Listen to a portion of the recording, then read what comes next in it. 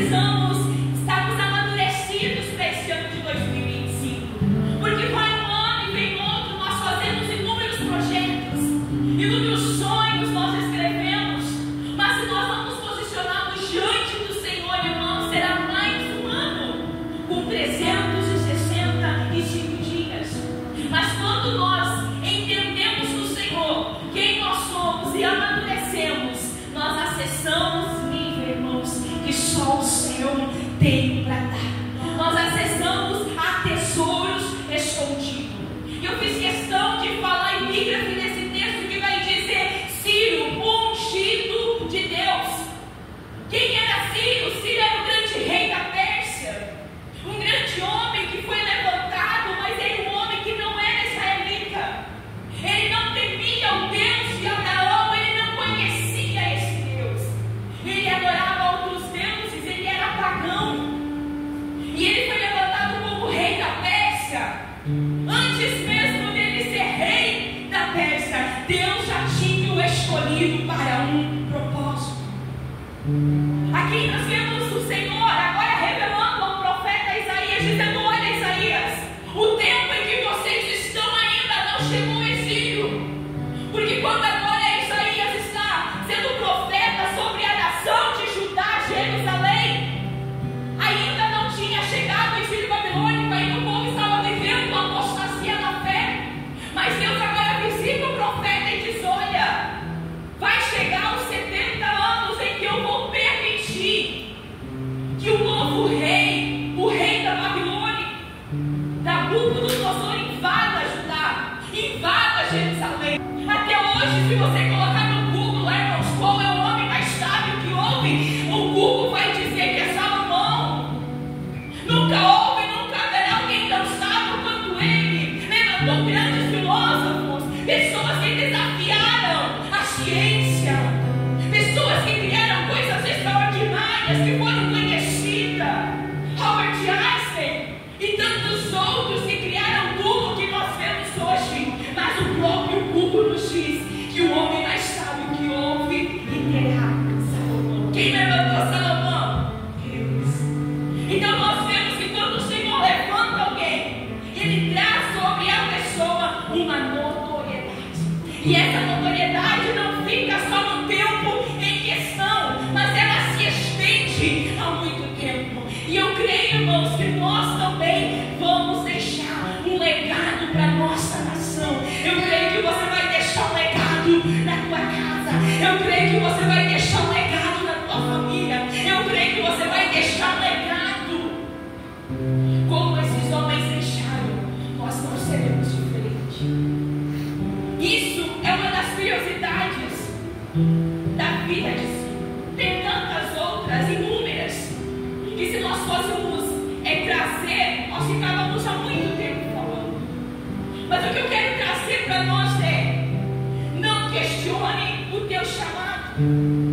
Aqui nós vemos que o Senhor escolhe Ciro sem mesmo ele saber. E nós não vemos ele questionando aquilo que estava sobre ele. Agora o povo está lá cativo, passou-se os 70 anos no exílio babilônico.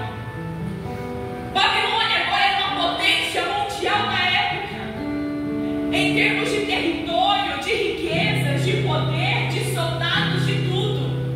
E agora se levanta alguém que não era um rei pequeno, desconhecido, mas alguém que foi levantado por Deus. E agora do dia para a noite, eles tomam um império que era uma potência. Eles tomam agora a Babilônia. E agora tudo que há na Babilônia passa a ser de Ciro, conhecido como o grande. E agora quando ele toma a Babilônia entra em uma decadência do dia para a noite, irmãos. E agora Ciro assume o poder não só da Babilônia, mas de todos que estavam cativos ali. E eu imagino que não era só o povo judeu. Eu imagino que havia outras nações, outros povos sobre a Babilônia. Era uma nação muito grande. A nação dos caldeus, que era nação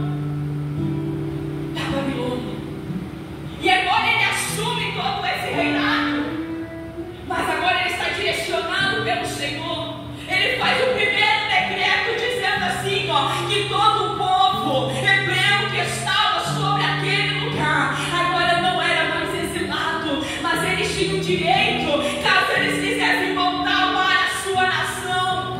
Ele dá recursos para que vão e reconstruam a cidade. E aí nós entramos no tempo de Neemias, a reconstrução. E nós vemos outros. Zorobabel foi o primeiro sacerdote a voltar e fazer a reconstrução, a não questionar o nosso chamado.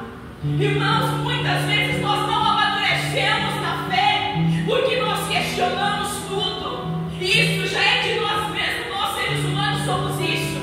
Nós questionamos muito e deixamos dentro desses questionamentos de o Senhor trabalhar na nossa vida. Que esse ano de 2025 nós não venhamos questionar ao Senhor, mas possamos estar no centro da vontade dEle.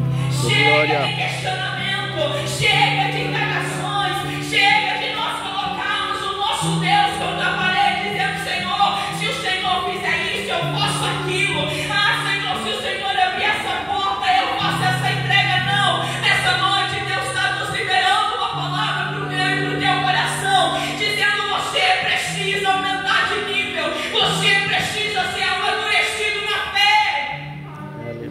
Nós não podemos mais ser crianças mimadas, nós precisamos amadurecer na nossa fé, fortalecer a nossa fé em Cristo, fortalecer-nos em Cristo, para darmos continuidade ao propósito que o Senhor tem para conosco, para assim então nós deixarmos um legado aonde nós estamos. Primeira, não questione ao Senhor. Segundo, não abra mão da presença de Deus, mas levante um altar ao Senhor. Quantos aqui que tem altar na sua casa levantado? O que é altar, irmão, nesta época em que o povo estava no Antigo Testamento? O altar, ele era feito dentro do templo, aonde somente o sacerdote fazia o sacrifício, representando ali então a expiação dos pecados. E apenas uma vez por ano o sumo sacerdote entrava no templo, entrando no segundo nível, que era o lugar santo dos santos. E ali eles levavam diante do profeta, diante do sacerdote, a sua oferta em forma de animal, dizendo: olha, eu fiz isso, eu fiz aquilo, e aqui está esse animal. E ali agora o profeta fazia toda a preparação, o sacerdote fazia toda a preparação, levantava o altar e prestava ali ao Senhor. E a Bíblia diz que quando aquele sangue daquele animal ele era vertido, o pecado daquele ali representado, ele era apaziguado. Por isso no Novo Testamento nós não vemos mais falar sobre altar levantado, porque agora o próprio Jesus vem como sacrifício vivo, e agora ele faz a propiciação lá na cruz do Calvário. Agora de fato nossos pecados, eles eram perdoados e não mais apaziguados. Qual é o teu altar que você tem levantado dentro da sua casa? Eu tenho um lugar específico que eu oro somente naquele lugar. É no quarto do meu filho, é sobre a cama dele. Eu não consigo orar em outro lugar se não for ali. E de vez em quando eu me levanto, eu vou dentro da casa com as mãos erguidas orando. Esses dias eu tive umas falando a Bíblia, eles vão achar que você é louca. E lá no altar tem resposta, irmã. É no altar que tem direção, é no altar que tem cura. Oh, glória! Quantas vezes, irmãos, eu não sabia o que fazer.